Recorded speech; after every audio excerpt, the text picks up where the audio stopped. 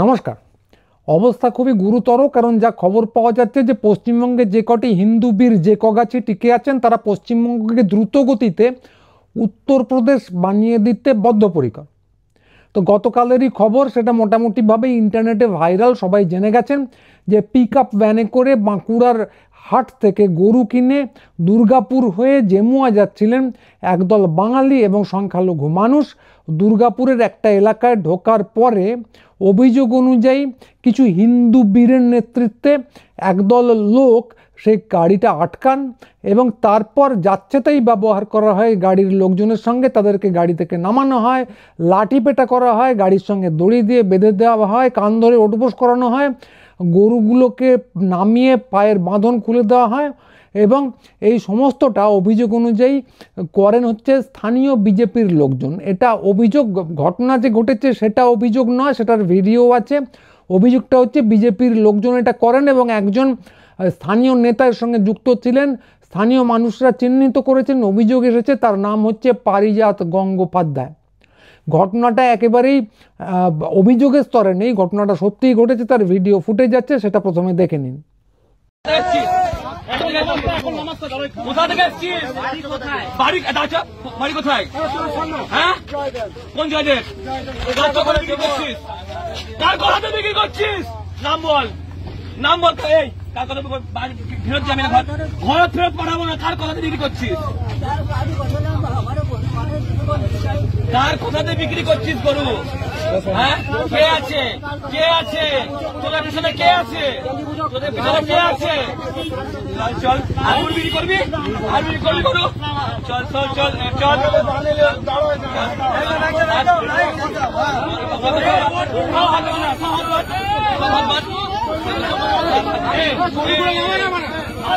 হাত বাঁধ না, হাত বাঁধ, হাত বাঁধ, হাত বাঁধ, হাত বাঁধ, হাত বাঁধ, বাঁধ তাহলে কে?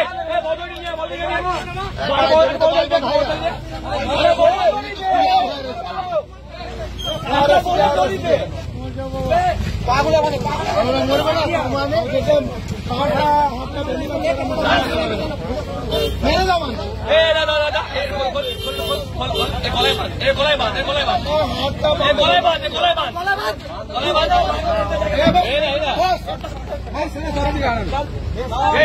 মারিস না, মারবি না, পাগল বলছি। চল চল, তুই কি করলি?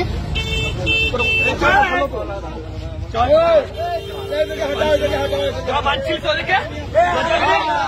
বাঁধছিস তোকে? বেঁধে ঢুকাচ্ছিস? বাঁধবি? করবি আর? করবি আর?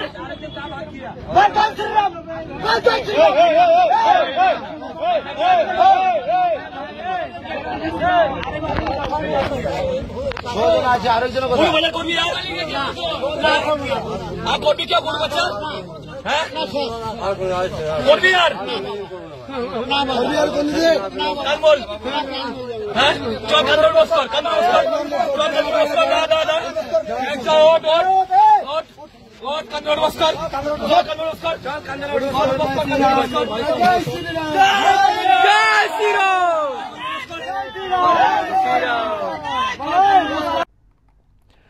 তো এইখানে উদ্বেগ দুটো জায়গায়। দেখে শুনে মনে হচ্ছে যে পশ্চিমবঙ্গকে এরা উত্তরপ্রদেশ বানিয়েই ফেলেছেন। এটা পশ্চিমবঙ্গের চিত্র নয়, উত্তরপ্রদেশের চিত্র। যদিও কতিপয় লোকজনই ঘটিয়েছেন, কিন্তু ভিডিওটা দেখলে ভয়ঙ্কর লাগে, যেন আইনের শাসন বলে আর কিছু অবশিষ্ট নেই। যাকে খুশি ধরে যেখানে খুশি হুপ হাপ করে ঠেঙানো যায়। এবং উদ্বেগজনক কোনটা, যে ঘটনাটা ঘটে গেল, তারপর সেই ভিডিও ভাইরাল হয়ে গেল, ততক্ষণেও কিন্তু কারো কোনো গ্রেপ্তারের খবর পাওয়া যায়নি। এখন জানা যাচ্ছে দুজন গ্রেপ্তার হয়েছেন, এরপরে হয়তো আরও কয়েকজন হবেন। কিন্তু ঘটনাটা ঘটে যাওয়ার পর, ভাইরাল হয়ে যাওয়ার পর বহুক্ষণ চলে গেছে, কাউকে গ্রেপ্তার করা হয়নি। তা না, কিছু ঘটলে পুলিশ আগে এসে ঝাঁপিয়ে পড়ে সেটাকে আটকে দেবে, এরকম দাবি একেবারেই করা হচ্ছে না। কিন্তু কথা হলো, অপরাধ ঘটলে তো গ্রেপ্তার করতে হবে, তৎক্ষণাৎ হস্তক্ষেপ করতে হবে। তৎক্ষণাৎ মানে উড়ে এসে কোনো খবর ছাড়া উড়ে এসে গ্রেপ্তারের কথা বলছি না, কিন্তু আবারও বলছি ভিডিওটা চারদিকে ছড়ানোর আগে নিশ্চয়ই স্থানীয় এলাকায় ছড়িয়েছে, পুলিশের জানা উচিত ছিল, কিন্তু সেটা করা হয়নি। এবং এটা যে মর্মান্তিক একটা অপরাধ, বিরাট একটা অপরাধ, সে নিয়ে তো কোনো সন্দেহ নেই। কারণ গরু কেনা, গরু বেচা, এমনকি গরু খাওয়া, কোনোটাই বাংলায় কোনো অপরাধ নয়, একদম আইনি একটা কাজ, যে খুশি করতে পারে। এবং বাংলা এখনও উত্তরপ্রদেশ নয় যে একদল হনুমান এসে হুপ হাপ করে যাকে যা খুশি করতে পারে। এরা বেআইনি কাজ করেছে, দস্তুর মতো বেআইনি কাজ করেছে এবং বিরাট বড় অপরাধ করেছে, গণপিটুনি দেবার চেষ্টা করেছে, সাম্প্রদায়িক উস্কানি দেবার চেষ্টা করেছে। ভারতীয় ন্যায় সংহিতার প্রত্যেকটাই গুরুতর অপরাধ। এগুলো না করলে, স্রেফ হুপ হাপ করলে এদের জায়গা হতে পারতো চিড়িয়াখানায়, কিন্তু এই মর্মান্তিক অপরাধটা করার পর এদের একমাত্র জায়গা হচ্ছে জেল, এ নিয়ে কোনো সন্দেহ নেই। এবং এই মর্মান্তিক অপরাধ যেখানে ঘটে সেখানে কবে কে অভিযোগ দায়ের করবে, এর জন্যে যদি পুলিশ বসে থাকে, তো কোথায় পুলিশের ইন্টেলিজেন্স, কোথায় পুলিশের সক্রিয়তা? এই সাম্প্রদায়িক মেরুকরণের পরিস্থিতি যেটা তৈরি করার চেষ্টা হচ্ছে, সেখানে পুলিশের তো বেশি সক্রিয় হওয়া উচিত। সেটা না করে তারা বসে আছে কে কবে অভিযোগ করবে, তারপর তারা ব্যবস্থা নেবে। তো এইটা কেন, এই প্রশ্ন তোলার সময় এসে গেছে রাজ্য প্রশাসনের কাছে। প্রশাসনের একটা অংশ, পুলিশ, এরা কি চুপি চুপি এই হনুমানদের মদত দিচ্ছে? হওয়া খুবই সম্ভব। যদি দেয় তাহলে উচ্চতম প্রশাসন কেন হস্তক্ষেপ করছে না, এদেরকে চিহ্নিত করছে না? এদের চিহ্নিত করে এমন বার্তা কেন দেওয়া হচ্ছে না যে এই ব্যাপারে গাফিলতি করলে কিন্তু তোমাদের কপালে দুঃখ আছে? তো এইটা যদি এখনও না করা হয় তাহলে প্রশাসন, উচ্চতম প্রশাসন এটা কবে করবে? বাংলাকে অবাধে উত্তরপ্রদেশ বানিয়ে দেবার পর। তো এইখানেই আসে দ্বিতীয় উদ্বেগটা। গরু এবং গরু পাচার নিয়ে যেটা শুরু হয়েছে সেটা কিন্তু আজ নয়, এটা একটা বিরাট বড় গল্পের অংশ, বিরাট বড় চক্রান্তের অংশ। আপনারা খেয়াল করে দেখবেন যে গরু পাচার নিয়ে একটা কথা চারদিকে খুব হৈ হৈ করে ছড়িয়ে যায়। তো প্রচুর গরু নাকি পাচার হয়ে যাচ্ছে ভারত থেকে বাংলাদেশে, এবং সেখানে অনুব্রত মণ্ডলেরও নাম একটা সময় জড়িয়েছিল। তিনি কি দুর্নীতিতে জড়িত আমি জানি না, কিন্তু এই যে গরু পাচার হয়ে যাচ্ছে, এটা এই প্রচারটার সঙ্গে একটা সাম্প্রদায়িক উস্কানি প্রচ্ছন্নভাবে প্রথম থেকে জড়িত ছিল। কীরকম না, গরু পাচার হয়ে যাওয়ার ফলে আমাদের কখনো কোনো অসুবিধা হয়নি, দুধে কোনো টান পড়েনি, কারো কোনো অসুবিধা হয়েছে বলে জানি না, গরু পাচার আদৌ হয়েছে বলে জানি না। তাহলে গরু পাচার নিয়ে হট্টগোল কেন, মানুষ নিয়ে নয় কেন? কারণ গরু হচ্ছে একটি বিশেষ দলের মাতা, একটি বিশেষ দলের প্রতীক। তো তারা এই ধর্মীয় উন্মাদনাটা ছড়াতে চায় যে গরু কিন্তু পাচার হয়ে যাচ্ছে আর বাংলাদেশের মুসলমানরা সেটা ধরে ধরে খেয়ে ফেলছে। তো এইটা ছিল প্রথম ধাপ। এরপর গরু পাচার আটকাতে আসরে নামলো কে না বিএসএফ। তো বিএসএফের গরু পাচার আটকানোর কি দায়িত্ব আমি জানি না, খুব সম্ভবত রাখালের কাজ করার জন্য তাদের নামানো হয়েছিল। তো অনুব্রত মণ্ডল গড়াদের ভেতর দাঁত কিড়মিড় করছেন, ওদিকে আধা সামরিক জওয়ানরা হাতে বন্দুক নিয়ে সীমান্তে গরুর পিছন পিছন দৌড়চ্ছে, আর তাদের পিছনে তাদের কমান্ডার পি পি করে বাঁশি বাজাচ্ছে। এ অত্যন্ত একটা পরাবাস্তব জিনিস, ক্যামেরায় ধরতে পারলে ইরানি সিনেমা ইদানিং খুব বিখ্যাত হয়েছে, সেই জাতীয় একটা সিনেমা হয়ে যেতে পারত। কিন্তু বাংলায় কোনো কিয়রস্তমি বা ওই জাতীয় কোনো পরিচালক না জন্মানোর ফলে এরকম ছবি আমরা ভেনিস বা কানের ফিল্ম ফেস্টিভ্যালে দেখতে পাইনি। তো এই জন্যই বোধহয় বলে যে বাংলার ভালো ভালো ব্রেনগুলো সব ইরানে চলে যাচ্ছে। তো যাই হোক, এটা ইয়ার্কি, কিন্তু বিএসএফ নিয়ে কথা হচ্ছিল। তো বিএসএফকে নামিয়ে দেওয়া হলো গরু পাচার আটকাতে। ফলে প্রথমেই দেখতে পাচ্ছেন গরু দিয়ে একটা ধর্মীয় উন্মাদনা তৈরি। তার সঙ্গে অনুব্রত মণ্ডল জড়িত কিনা আমি জানি না, তিনি অন্যান্য দুর্নীতিতে জড়িত কিনা সেটা প্রশ্ন এখানে আসছে না, কিন্তু গরু ব্যাপারটা খুব পরিষ্কারভাবেই ধর্মীয় উস্কানি দেওয়ার জন্য ব্যবহার করা হয়েছিল, এবং সেই জন্যে কেন্দ্রীয় হস্তক্ষেপ এবং বিএসএফ। তো বিএসএফ নেমে গেল, বিএসএফ খুব সক্রিয় হয়ে গেল, বিএসএফ সীমান্ত আটকাচ্ছে হয়ে গেল। তারা কেমন সীমান্ত আটকায় সে তো আমরা জানতেই পারি বা কাশ্মীরে, কিন্তু গরু পাচার আটকানোর জন্যে বিএসএফকে দরকার। মানুষের যা হোক হয় হোক, কাশ্মীরে পারুক না পারুক গরু পাচার আটকাতে হবে। ধর্ম এবং সীমান্তরক্ষী এবং কেন্দ্রীয় বাহিনী তিনটেতে আস্থা জ্ঞাপন করানো হলো রাজ্যবাসীকে। তারপর বিএসএফ আবিষ্কার করলো যে ওই যে গরু ধরবে দৌড়ে দৌড়ে, এবার দৌড়ানোর জন্য তাদের রানওয়ে কিন্তু ছোট হয়ে যাচ্ছে। তো এই নিয়ে বাংলায় গান ছিল, নীড় ছোট ক্ষতি নেই, আকাশ তো বড়, উড়তেই পারো। কিন্তু বিএসএফ তো বাংলা বোঝে না। তো তারা বুঝলো যে সীমান্তের দ্বারে মাত্র 5 কিলোমিটার জায়গায় তাদের জমিদারি, ওইটুকুতে হবে না, গরু আটকাতে গেলে কমপক্ষে 50 কিলোমিটার জায়গা দরকার। তো ভারতবর্ষের যে কেন্দ্রীয় সরকার আপনারা জানেনই, তারা হচ্ছে গরু প্রিয়, তারা এমনকি মানুষের ধার ধারে না, কিন্তু গরুদের জন্য একবার আধার কার্ডের ব্যবস্থা করেছিল। তো এদের সরকার কি করলো না, অনেক চিন্তা ভাবনা করে গরু ধরার জন্য বিএসএফকে 50 কিলোমিটার জায়গা দিয়ে দিল সীমান্ত থেকে। ফলে আগে যেটা ছিল 5 কিলোমিটার, বিএসএফ কেন্দ্রীয় বাহিনীর জমিদারি 50 কিলোমিটার পর্যন্ত হয়ে গেল। তাহলে ভাবুন ধাপে ধাপে এগোচ্ছে। প্রথমে ধর্মীয় মেরুকরণ, গরু নিয়ে ধর্মীয় উন্মাদনা তৈরি, গরু পাচার, তারপরে বিএসএফের জমিদারি স্থাপন, সেটায় আস্থা তৈরি করা, এবং তারপর বিএসএফের জমিদারি বাড়িয়ে 50 কিলোমিটার করা।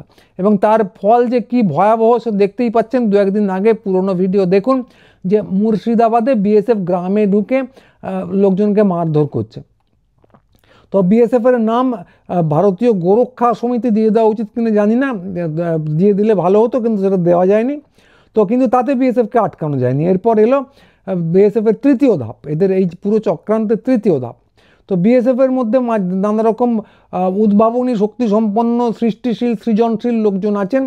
তো গরু পাচার আটকাতে আটকাতে তারা সীমান্তে নানা রকম ব্ল্যাক হোল আবিষ্কার করে ফেললেন, যেখানে গরু পাঠিয়ে দিলে তারা আর ফেরত আসে না। আবিষ্কার করে কি করলেন সেটা বোঝালেন না, তারা যেটা করলেন সেখান দিয়ে মানুষ পাচারের ব্যবস্থা শুরু করলেন। তো মানুষ পাচার তো আলাদা করে না, মানুষ মানে মানুষের মধ্যে বিশেষ একটি জাতি, বাঙালিকে তারা পাচার করে ও পাশে পাঠাতে শুরু করলেন। কেন না, তখন কাশ্মীরে যুদ্ধ জয় শেষ করে দিয়েছেন মোদি, তখন বাঙালিদের উপরে তিনি হাত দিয়েছেন, যেটা এখনও চলছে।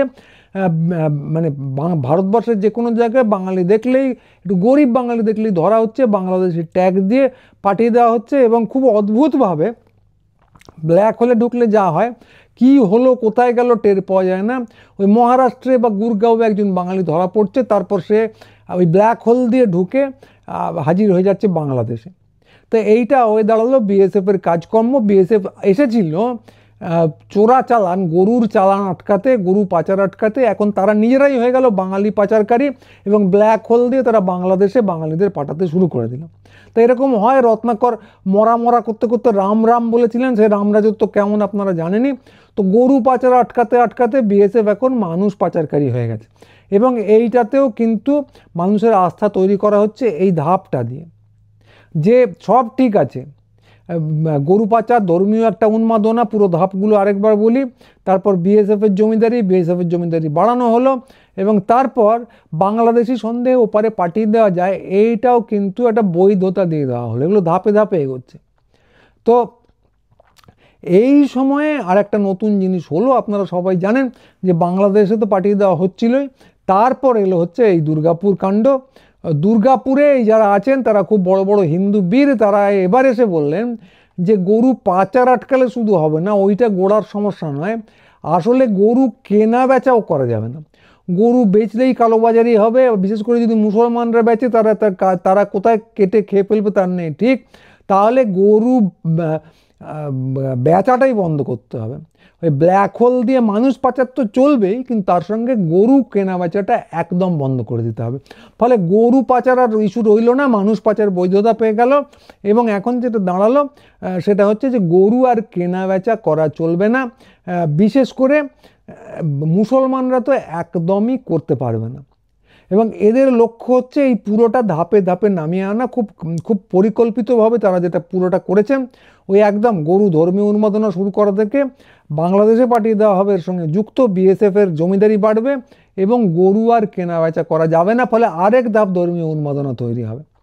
তো এরা যেটা করতে চাইছেন, বস্তুত এইরকম একটা তথাকথিত রাম রাজত্ব তৈরি করতে চাইছেন পশ্চিমবঙ্গ জুড়ে। এটা শুধু দুর্গাপুরে তা নয়, সারা পশ্চিমবঙ্গ জুড়েই পারলে এরা করতে চান।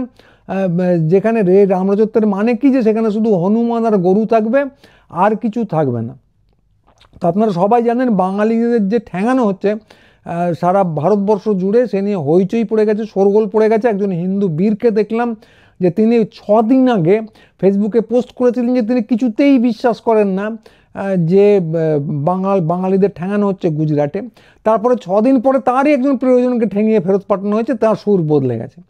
তো আমাদের প্রিয় বুদ্ধিজীবী তিলোত্তম মজুমদার তিনিও বিশ্বাস করতে পারেননি যে বাঙালিদের ঠ্যাঙানো হচ্ছে, বারবার বলে গেলেন যদি বাঙালিদের মারা হয় বাংলা বলার জন্য।